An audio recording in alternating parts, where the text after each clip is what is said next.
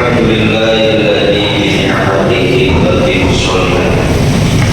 Asyhadu an la ilaha illallah wal malikul haqqul mubin wa asyhadu anna Muhammadan abduhu wa rasuluhu min akhiril anbiya'i wal mursalin.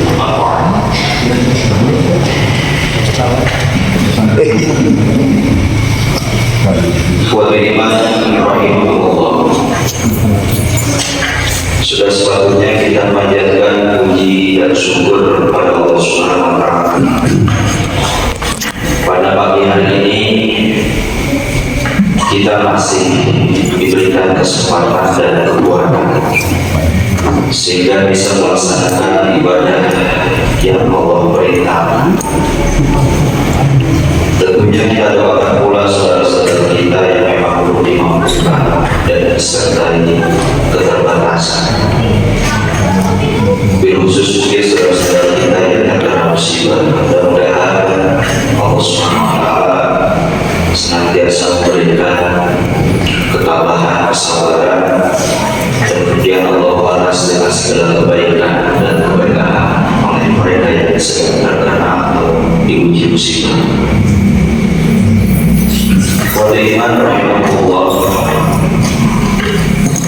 mohon maaf sebelumnya dan karena ada halangan saya betul-betul dapat terbantu, jadi tidak bisa kemudian membersamai foto iman semuanya. Mudah-mudahan tidak memerangi rasa ikhlas dan semangat dalam khususnya untuk mengikuti kajian rutin yang diadakan oleh Qayyum Masjid Al-Hidayah. Ibu bapak ikhwan rahimahullah, di bulan Ramadan ini alhamdulillah sudah memasuki hari ke-9, hari ke-10, 11 pas benar.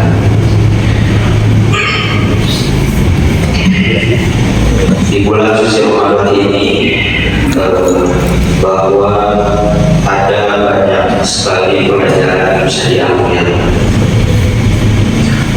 di mana bulan Ramadan juga mempunyai nama atau sebutan yang lainnya. Salah satunya adalah bulan pendidikan.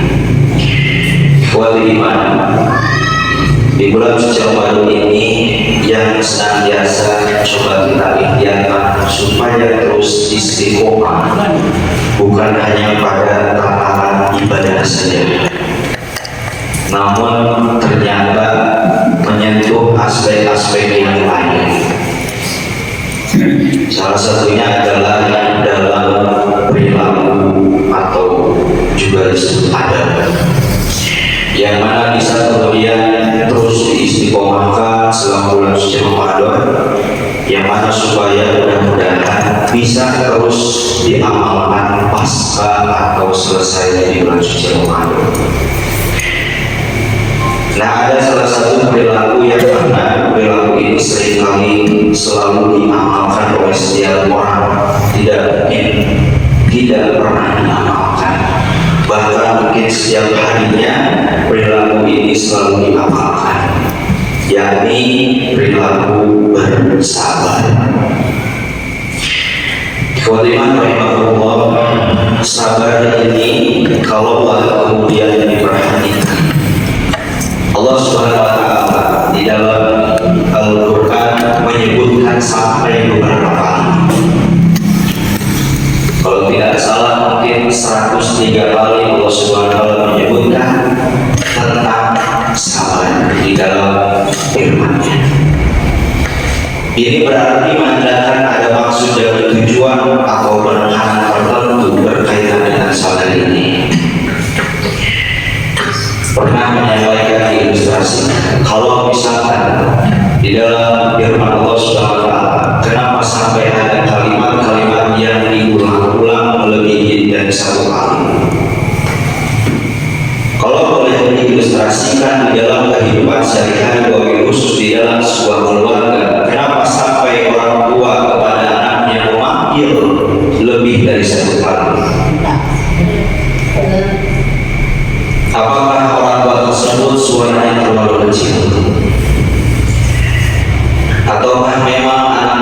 tersebut benar-benar tidak terdengar, atau bahkan bisa jadi anak tersebut memang mendengar cuma tidak mau melaksanakan, bergegas untuk menghadapi orang tuanya. Barangkali kalau misalkan diilustrasikan demikian, kenapa sampai kemudian Allah Subhanahu wa Ta'ala mengulang-ulang kalimat yang sama di dalam firman-Nya? Bukan hanya kalimat sabar berbuat iman, mungkin juga wabil khusus sesepuh yang ada di lingkungan Masjid Al-Hidayah yang sering kali tadarus, pasti ketika membaca Al-Quran ada kalimat yang sama. Yaitu misalkan selain sabar ada kalimat sholat, ada kalimat Bani Israil, bahkan tokoh yang paling jahat, yang paling berdosa, Fir'aun, itu sampai disebut beberapa kali Allah Subhanahu wa Ta'ala dalam Al-Quran di dalamnya. Nah, itu yang menjadi renungan bagi kita semuanya. Nah, kembali lagi kalimat sabar ini, kalau misalkan melihat dari pengamalan dan memaknainya, seringkali masyarakat kita mengamalkan sabar ini ketika dalam keadaan tidak baik-baik saja, ketika di dalam keadaan menghadapi ujian, cobaan, bahkan musibah, maka selalu kemudian diamalkan dan memaknai sabar. Makanya tadi di awal disebutkan tidak ada yang tidak mengamalkan sabar dalam kehidupannya sehari-hari. Nah, cuma ikhwati iman, ini yang kemudian pendalamannya, apakah memang hanya untuk pada saat orang tersebut dalam keadaan tidak baik-baik saja, dalam keadaan sedang sedih, sedang menimpa musibah, dalam tanda kutip keadaan tidak baik-baik saja, kemudian diamalkan kaitan dengan sabar tersebut? Apakah hanya pada saat hal demikian saja atau keadaan demikian saja? Ternyata ikhwatul iman, justru para ulama bagi berkaitan dengan sabar ini ternyata ada dalam aspek-aspek yang lain di dalam kehidupan kita. Apa saja? Sekurangnya ternyata ada 4 hal atau 4 aspek dalam kehidupan kita. Yang pertama yaitu as-sabru fi ta'ati, sabar dalam ketaatan. Ternyata ini juga harus dibarengi dengan sabar. As-sabru fi ta'ati, maksudnya dalam ketaatan ternyata harus dibarengi dengan sabar. Ketaatan kepada siapa? Tentunya yang paling utama adalah ketaatan kepada Allah dan Rasul-Nya. Di luar daripada itu, ketaatan kepada orang tua dan sebagainya, sama halnya juga harus dibarengi sabar. Nah, ini yang paling utama tadi, sabar dalam ketaatannya itu kepada Allah dan Rasul-Nya. Harus selalu bersabar. Kenapa harus bersabar? Ini dipertanyakan. Nah, ada pendapat dari ulama yang beberapa. Pertama, jika Allah Subhanahu wa Ta'ala memerintahkan kepada hambanya untuk melakukan ini dan itu, hakikatnya hamba tersebut berat melakukannya, bahkan tidak mau melakukannya. Contoh, hari bersahur atau sholat subuh, terus sekarang itu boleh tiburan, tak boleh masuk. Akhirnya dipiwakan untuk orang aku hadir dari mana? Sebetulnya dina kaya misalnya kawan bicara misalkan pahitkan wong inane yang tidur pas dari itu dulu karena ujian cobaan. Makanya kemudian ketika memaksakan diri apa yang kemudian harus kita perbuatkan untuk selalu menjalankan ketaatan kepada Allah Subhanahu wa Ta'ala, maka itu baru dengan sikap sabar. Yang kedua, jika Allah Subhanahu wa Ta'ala larang kepada hambanya jangan melakukan ini dan itu, hakikatnya diri hamba tersebut ingin melakukan, kebalikannya seperti itu. Contoh, misalkan ada orang tua yang sehari-harinya pernah mengalami perilaku yang disebut dalam tanda kutip bohong. Misalkan kamu pernah suatu berbuaya tadi pas menjelang usia terus berlanjut usia tua sih bapak kayak mana suara jadi seperti lain punya hati mah atau nafsu masih hayal. Nah itu sekarang juga tetapi mengambil keburukan-keburukan mengambil jalan sopan kesalahan kayak apa namanya keburukan mau pakai kalau nggak bisa atau bisa mau goda jadi tinggalin ayahnya jadi tinggalin lebar karena dia ini kok Allah sebetulnya dilarang tapi hamba tersebut ingin melaksanakan. Istilah kemudian proses sabar pun harus menyertainya ketika melaksanakan atau menjauhi larangan-larangan Allah SWT sebutkan. Nah di dalam masalah fitrah ini dua hal tadi sebagai penguat jangan kemudian kita harus menjalankan ketaatan dengan disertai kesabaran. Selanjutnya poin kedua adalah as-sabru 'anil maksiat. Sabar dari maksiat.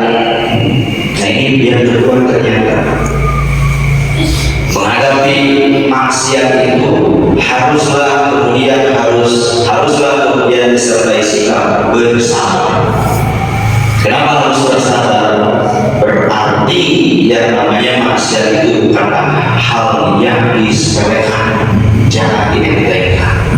Kita tahu yang namanya maksiat itu baik dorongannya, baik akhirnya sangatlah kuat. Mau itu anak-anak muda ataupun orang tua, apalagi sebetulnya godaan yang paling berat berkenaan dengan maksiat itu pasti yang lebih kuat kepada anak-anak muda. Sesuai kita harus anak muda godaan jadi maksiat makanya bisa. Makanya kemudian sampai harus dibagi dengan sikap sabar. Apa saja yang sebetulnya harus dilakukan ketika menghadapi maksiat dengan bersabar? Yang pertama, sabar dari maksiat hati dan pikiran. Yang kedua, sabar dari maksiat anggota badan. Nah ini yang kemudian harus dikondisikan ternyata supaya terjauhi dari maksiat, yakni hati dan pikiran kita terlebih dahulu. Maka kemudian sudah pasti anggota badan pun akan mengikuti apa yang ada di dalam hati dan pikiran.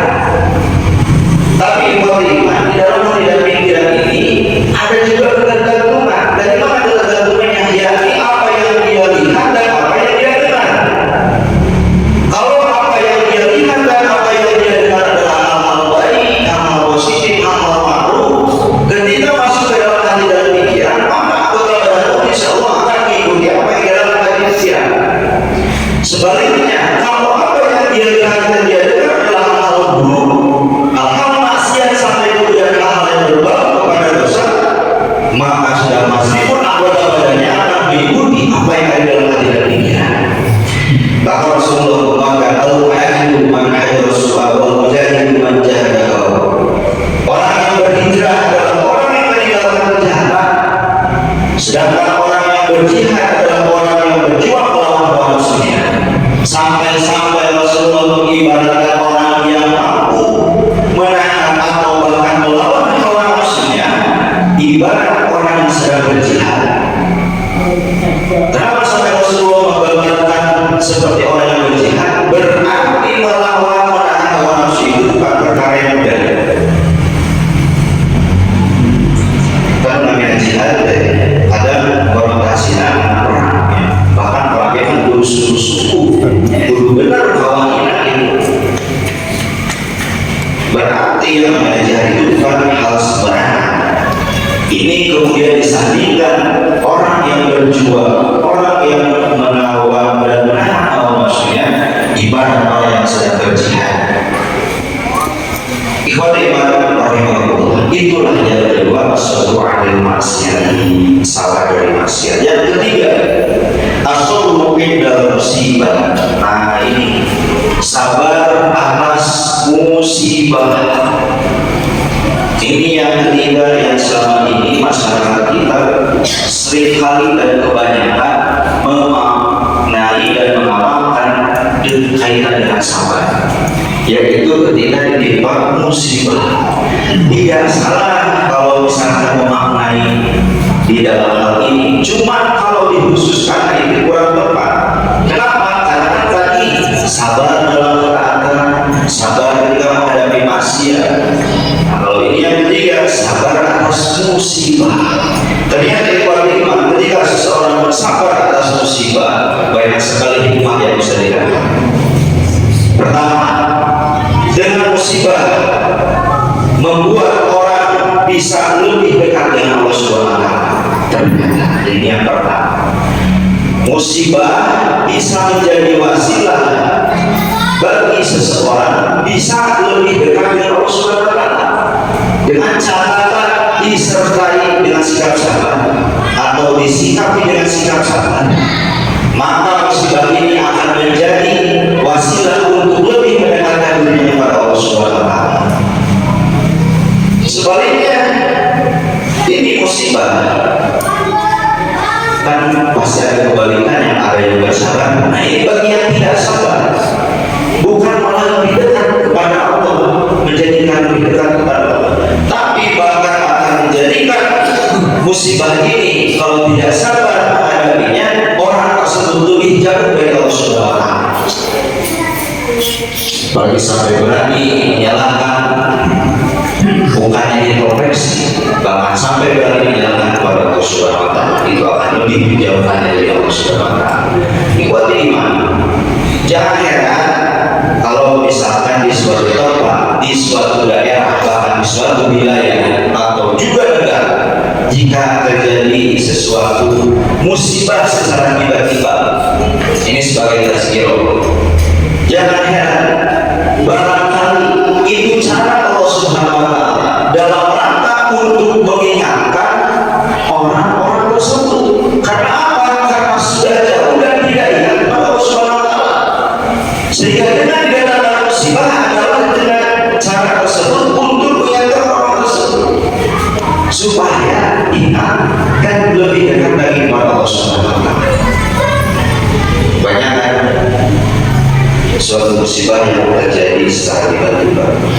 Selanjutnya, ikhwati iman, dengan musibah Allah hendak membaguskan pribadi hamba-hambanya.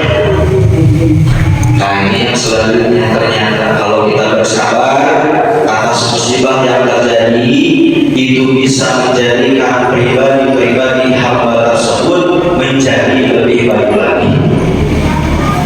Kalau catatannya, kalau orang tersebut bersabar.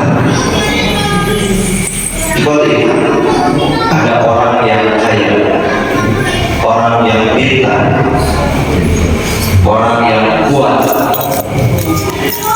nasabnya bagus, hartanya bagus, jabatannya juga bagus. Saya meyakini bahwa orang tersebut tidak semata-mata kemudian bisa dalam keadaan seperti demikian tanpa terlebih dahulu orang tersebut mampu melewati segala ujian, cobaan, bahkan musibah yang menghadapinya dalam kehidupannya.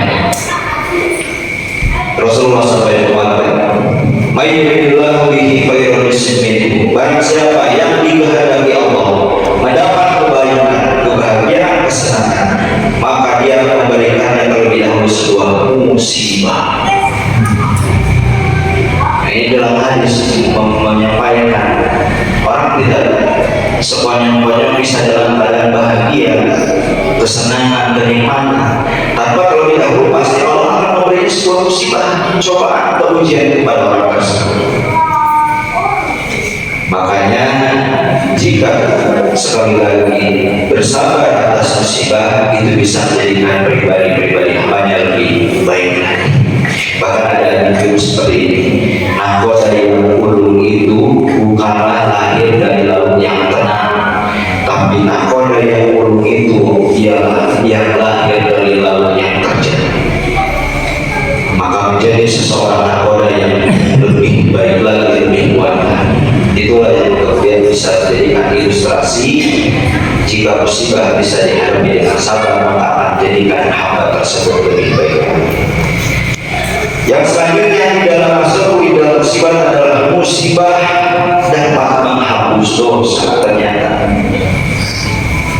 jika kuncinya adalah disikapi dengan sabar. Bahkan Rasulullah memuaskan, "Man musibatin tusibul muslima illa Allah biha anhu hatta asyabata yushabuha." Tiada suatu musibah pun yang menimpa seorang muslim kecuali Allah menjadikannya sebagai penghapus bagi dosanya, sekalipun musibah itu cuma tertusuk duri. Duri kan kecilnya, tidak ada duri yang besar. Tapi jika menimpa menusuk kepada seorang muslim dan orang tersebut bersabar atas kejadian itu atau musibah itu, maka itu akan menjadikan sebagai kifarat atau penghapus dosa bagi dirinya. Musibah itu agung, tapi kan kita tidak mau, tidak berdoa kemudian diberikan musibah yang besar. Cuma ini jika tertimpa musibah kemudian kita bersabar, maka itu akan jadi penghapus dosa. Sebaliknya lagi, kalau dia tidak bersabar, bukan menghapus dosa, tapi malah menambah dosa bagi orang tersebut. Yang paling terakhir berkaitan dengan sabar adalah as-sabru 'ala nikmat. Sabar ketika mendapat nikmat. Ini yang terakhir. Ternyata segala bentuk kenikmatan, kebahagiaan, kesenangan yang kita miliki harus disikapi dengan sabar. Ternyata apa kaitannya harus bersabar atas kenikmatan, kebahagiaan, kesenangan yang kita punya? Yaitu berkaitan dengan sikap bersyukur. Apakah selalu bersyukur atau kita syukuri atas semua nikmat, kebahagiaan, dan kesenangan yang kita punya selama ini? Baik itu kenikmatan jasmaniah kita, kenikmatan rohaniah kita, kenikmatan keturunan, kenikmatan harta, kenikmatan jabatan dan sebagainya. Apakah kita selalu syukuri? Nah, itu yang jadi memberatkannya, yang kemudian harus bersabar ketika mendapat nikmat. Mungkin kita selama ini selalu bersyukur secara umum, pasti tidak mungkin tidak ada yang bersyukur. Cuma yang kemudian menjadi hal yang harus disikapi dengan sabar ketika mendapat nikmat, mungkin barangkali selalukah kita syukuri dari semua kenikmatan yang kita punya. Kan kita mau paling bersyukur dari Google gitu, di Google dari barang-barang gitu, tidak dirincikan ini yang menjadi kenikmatan. Nah, mungkin siapa yang menjadi pemberatnya? Kadang hanya sebagian yang kita syukuri dan yang lain yang lupa untuk disyukuri. Ditutup dengan pendapat Imam Al-Ghazali, beliau mengatakan bahwa bersabar terhadap kesenangan lebih berat karena ia disertai kemampuan. Maksudnya bagaimana? Maksudnya mungkin begini. Karena segala mampu, segala bisa, hayal yang itu hari yang itu hari bisa kali dulu kayaknya tak masuknya seperti itu. Jadi kalau segala mampu buat apa bersabar? Nah, itu saja harus bentuk secara mendalam yang disampaikan oleh Imam Al-Ghazali. Bagaimana orang yang sabar ketika mendapat nikmat berat sekali melaksanakan karena disertai suami. Waliman rahimahullah, demikian yang bisa disampaikan pada kesempatan pagi hari ini berkaitan dengan sabar. Mudah-mudahan ada sedikit ilmu yang bisa didapat berkaitan dengan sabar ini, dan mudah-mudahan kita diberikan kemampuan serta kekuatan untuk bisa mengamalkan wabil khusus di bulan suci Ramadan ini, sehingga bisa insya Allah mudah-mudahan menjadi pribadi yang lebih baik lagi, baik itu di mata Allah Subhanahu wa Ta'ala